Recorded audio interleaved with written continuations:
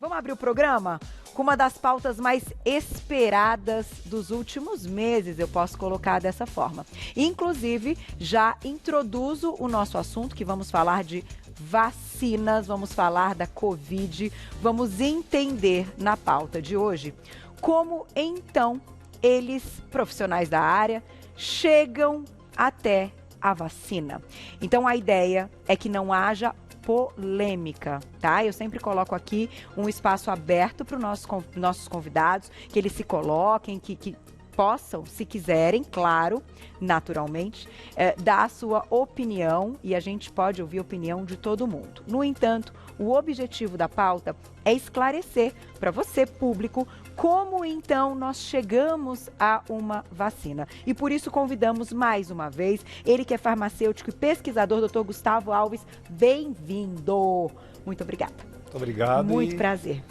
Prazer em revê-la. Parabéns, pelo aniversário do programa. Obrigada, doutor. Muito obrigada. E prazer é nosso. Vamos tentar elucidar essas dúvidas, falar um pouquinho sobre a questão das vacinas, até em meio a essa turbulência dessa última notícia, acho que é importante o esclarecimento. Sem dúvida. Até porque o que a gente mais tem ouvido, que a mídia tem noticiado, é uma comparação de quanto tempo leva-se para que a gente tenha uma vacina que seja segura, que seja aprovada, que passe por todos os testes. E vivendo numa pandemia, o nosso tempo é aquela história, a gente precisa o quanto antes dessa vacina, então a gente tem que entender se a curto prazo é possível ter uma vacina segura. Eu acho que essa é a primeira resposta, que é a primeira pergunta que a gente se indaga todos os dias. Então eu vou começar, as meninas prepararam um passo a passo para que você nos explique e o espaço está aberto, mande perguntinhas no @VocêBonitaTV. Vamos começar, olha lá.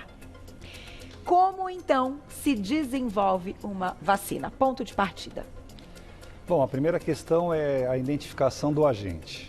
Primeiro a gente precisa reconhecer, acho que a gente tem um grande exemplo que foi o surgimento da AIDS lá em 83, pelo Instituto Pasteur, o Luc de Montagnier, a Françoise Barré-Sinoussi, depois o Robert Gallo.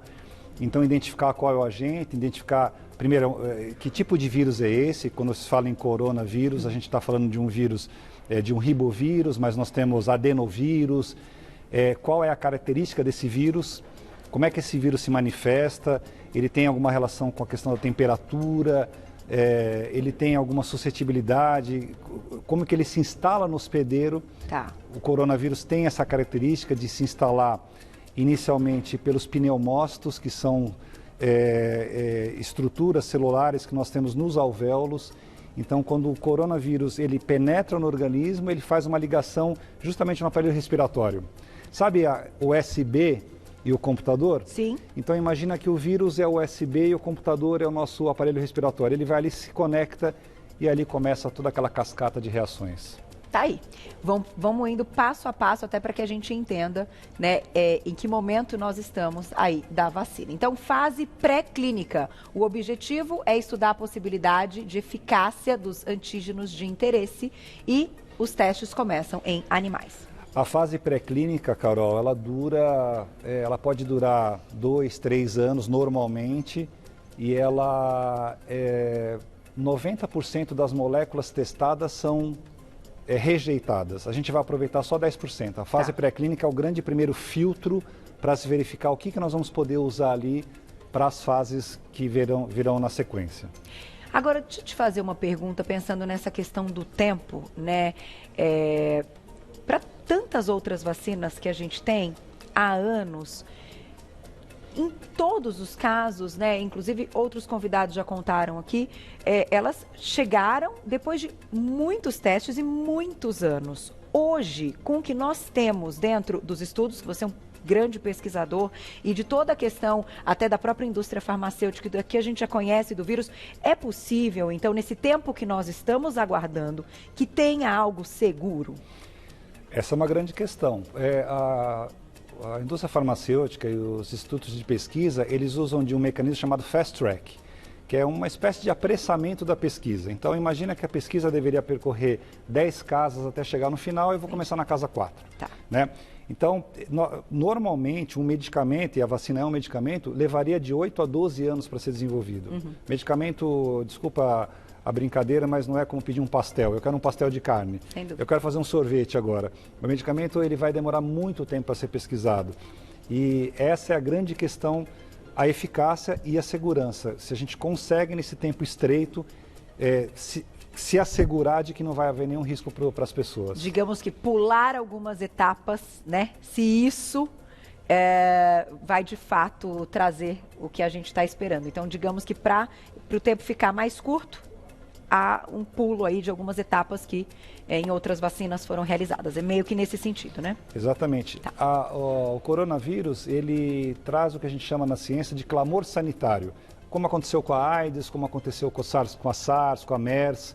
Então, esse clamor sanitário, ele, digamos que ele favorece o investimento de empresas, de governos. Então, a gente consegue apressar mais. Tá. Mas essa pressa, ela tem limites dentro do que a gente chama de ciência e de pesquisa. Perfeito. Vamos seguir com o próximo passo, olha lá. Daí a gente vai para a etapa de desenvolvimento clínico, que começam os testes em humanos, divididos em 3 fases. A primeira já para vocês. Então, teste em grupo reduzido, entre 20 e 80 indivíduos, normalmente adultos, entre 25 e 60 anos, fora de grupos de risco. Preciso, nesse momento, analisar o medicamento, a vacina, em pessoas que não tenham nenhuma suscetibilidade, nenhuma comorbidade, grupos reduzidos, e esses testes podem durar, em média, 4 anos, normalmente 2 a 4 anos. 70% dos produtos nessa fase serão rejeitados. A gente vai ficar com 1/3 só. Tá. Repara que é um funil. Começa no pré-clínico, vai afunilando. E, então, nessa fase, a gente consegue ter algumas respostas com relação à eficácia e alguma coisa de margem de segurança. Nesse caso, nessa etapa, também temos o grupo que recebe, né, a vacina e um grupo que recebe placebo, não? O estudo randomizado, que é esse que a gente chama de duplo cego, ele normalmente ele vai acontecer na fase 3. Tá. A gente pode, na fase 1, na fase 2, fase 1A, fase 1B, mas normalmente na fase 3 que a gente vai fazer o placebo, que é para justamente não ter nenhuma influência tanto do pesquisador quanto do pesquisado. Das pessoas, perfeito. Então vamos lá, vamos para a próxima fase. A fase 2, caso a vacina seja aprovada na fase 1, ela é testada em mais pessoas de várias faixas etárias, algumas em grupos de risco e em diferentes doses. Dessas 2 primeiras fases, doutor, se eu não estou enganada, as vacinas que hoje, né, nós comentamos, então, que estão sendo possíveis a curto prazo, passaram. Passaram. Hoje nós temos, hoje existem 175, isso vai mudando, times pesquisando vacina no mundo inteiro. Vacinas em fase 3 são aproximadamente 11 que estão em fase 3. Tá. Elas chegaram até a fase 3. Essa fase 2 que você acabou de citar, nós vamos tentar ajustar a dose. Qual a dose necessária para trazer resposta terapêutica? Qual a dose? Em vacina, a dose já vai adquirir uma outra terminologia, porque não é igual ao medicamento, eu preciso de 50 miligramas, 40 miligramas, a vacina é uma outra concentração que nós vamos estabelecer. Tá. E como você bem frisou, faixas etárias variadas. Então, eu já começo a trabalhar com pessoas com idades mais espaçadas, mais jovens, idosos, jovens adultos, de ambos os sexos. Perfeito. Vamos para a fase 2 e depois, na sequência, a fase... Agora já vamos... agora vamos para a fase 3 e a gente já vai começar já com perguntinhas. Então, aprovada na fase 2, mais pessoas, inclusive de risco, são testadas e se verificam efeitos colaterais, né? Os testes são feitos já em grupos de controle. O que houve, então, aproveito esse momento para te perguntar, com a notícia que a gente recebeu da morte, né, de um brasileiro que estava ali também como um dos testados, né, que se colocou ali para... Foi nessa fase, doutor? Foi na fase 3. Normal que existam ressalvas à vacina ou qualquer medicamento, você vai ter a presença de reações adversas, você vai ter desde pessoas que tenham febre, que tenham dor no local, ou pessoas que desenvolvam um leve processo inflamatório, eu estou falando no sentido geral, né? De sintomas gastrointestinais, quer dizer, teste de medicamento você pode ter muita coisa. como esses testes eles estão trabalhando com milhares de pessoas, 40, 50 mil, então no universo de 50 mil pessoas, um óbito, claro que agora eles vão abrir, a gente chama de abrir o cego, porque como é um duplo cego, agora precisa saber quem é essa pessoa. Ela era placebo ou ela foi realmente, ela recebeu o vírus inativado? Essa é uma primeira questão. E segundo, ela tinha alguma comorbidade? Será que ela morreu em detrimento do teste da vacina ou foi alguma outra coisa que já estava ali em andamento e que precipitou a morte dela? De qualquer forma, então, a informação que a gente tem é que teve esse óbito. Então, não sabemos de outros, porque possivelmente não aconteceu. Não aconteceram. Então, aí quando vocês colocam numa margem e até numa porcentagem, é realmente bem baixo, perto do número que você nos traz de testes, né? Pra gente ir juntando as coisas. Vamos pro próximo aí na tela para vocês. Olha lá. A aprovação dos reguladores. As autoridades de cada país avaliam os resultados e aprovam ou não a vacina.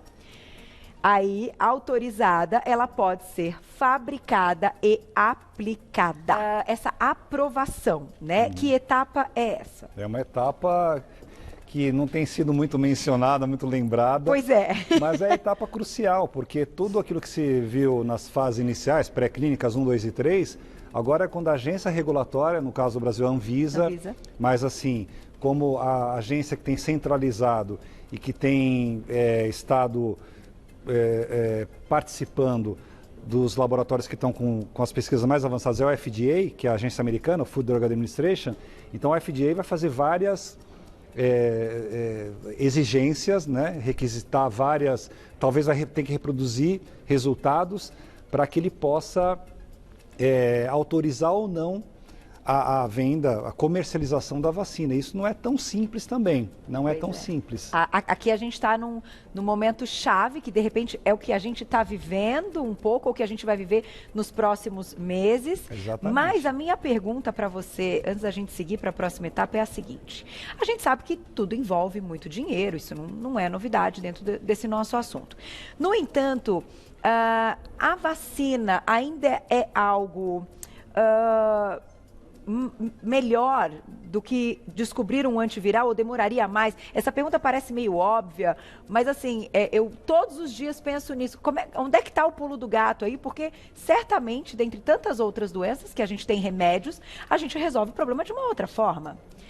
Ainda que também exista a vacina. Então, assim, que momento é esse? Como é que está o mundo pensando nesse antiviral e num remédio para a Covid? Existem várias pipelines, vários antivirais em pesquisa, vários, mas o antiviral ele leva mais tempo para ser pesquisado, porque aí é um medicamento, esse fast track que eu citei já não é tão simples para o antiviral.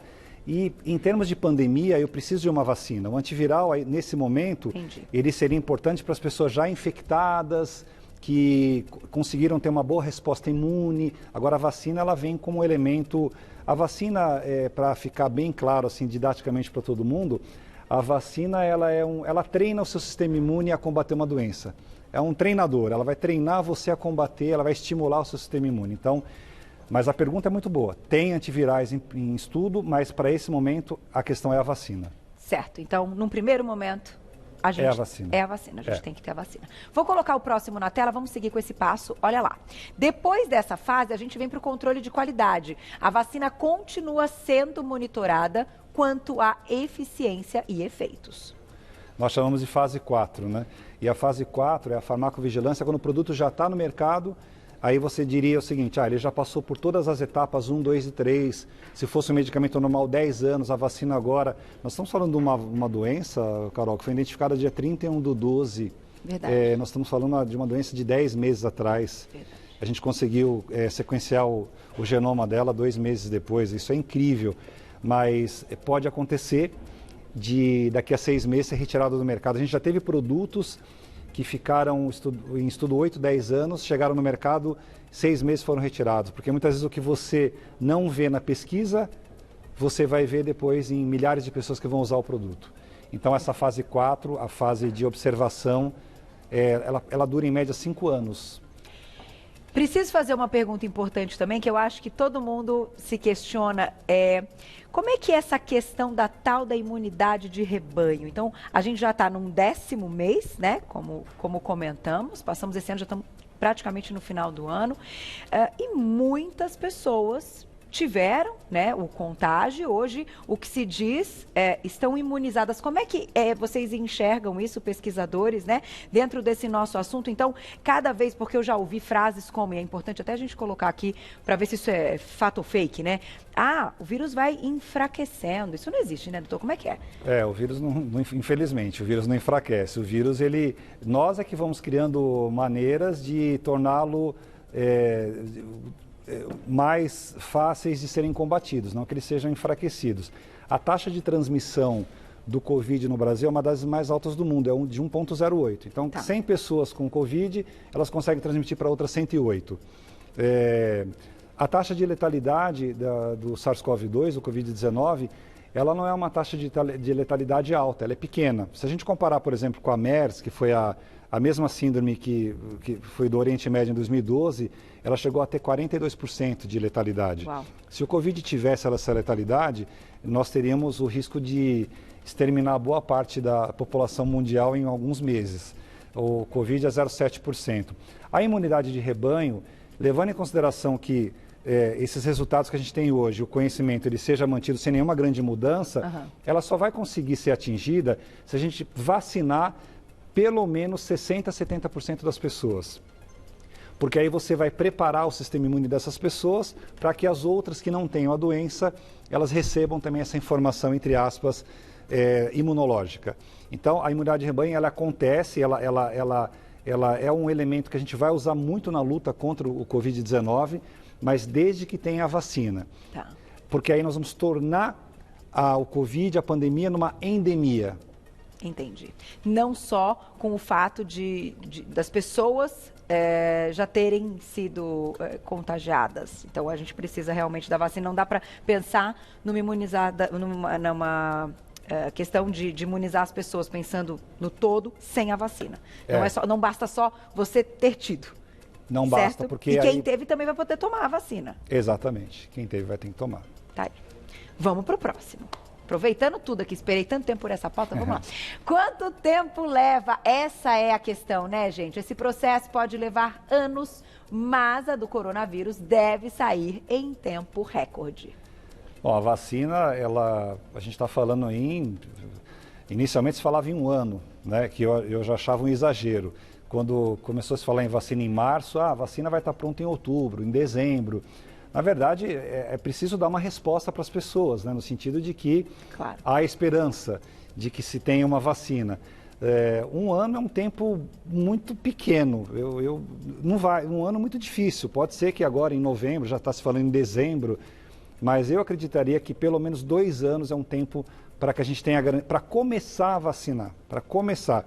Eu não sei se a gente vai falar nisso, mas depois podemos retomar. Quanto tempo vai levar para vacinar as pessoas?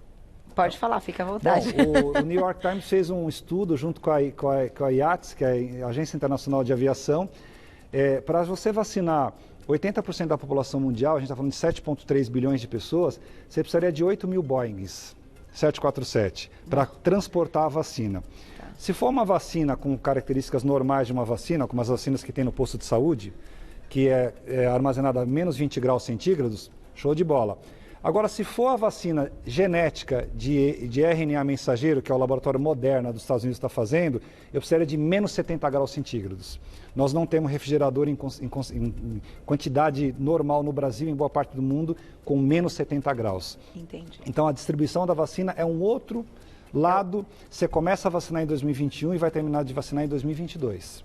Uau! Então é importante, a gente está falando para muita gente, é importante que as pessoas tenham noção dessas informações, né? Exatamente. Vou colocar a perguntinha do público já, quem escreveu para a gente na tela.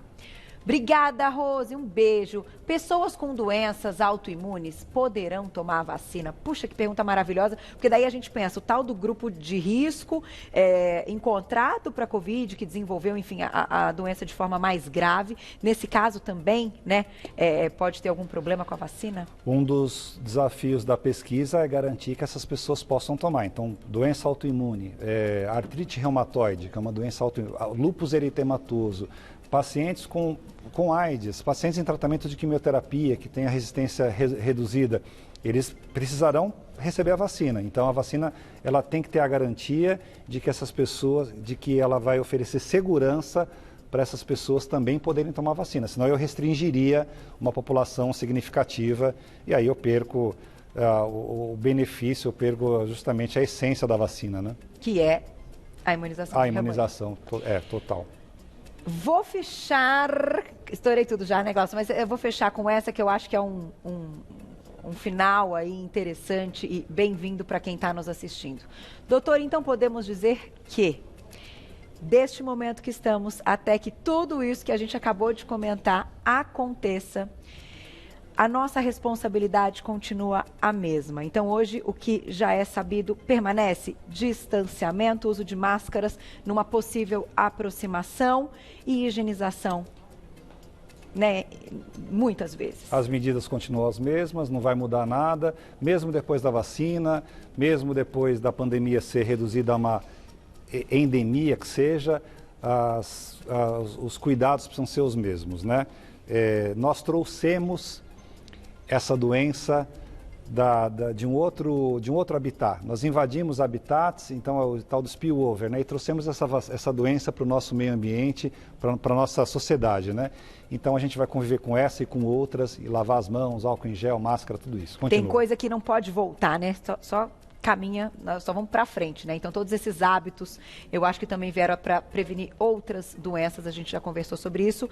Tenho que encerrar, mas já te convido para a próxima, porque sempre quando o Dr. Gustavo Alves, farmacêutico e pesquisador, está aqui, o papo é muito legal, um papo sincero, como eu disse para vocês, sem polêmica, apenas, né, tirando todas as dúvidas. Lá no Instagram, @GusFarma, tudo junto, G-U-S, Farma, tudo junto. E um telefone de contato é o 93348-7020, 93348-7020. Já vamos deixar marcada a próxima. Adorei. Obrigada sempre, viu? Muito prazer tê-lo aqui.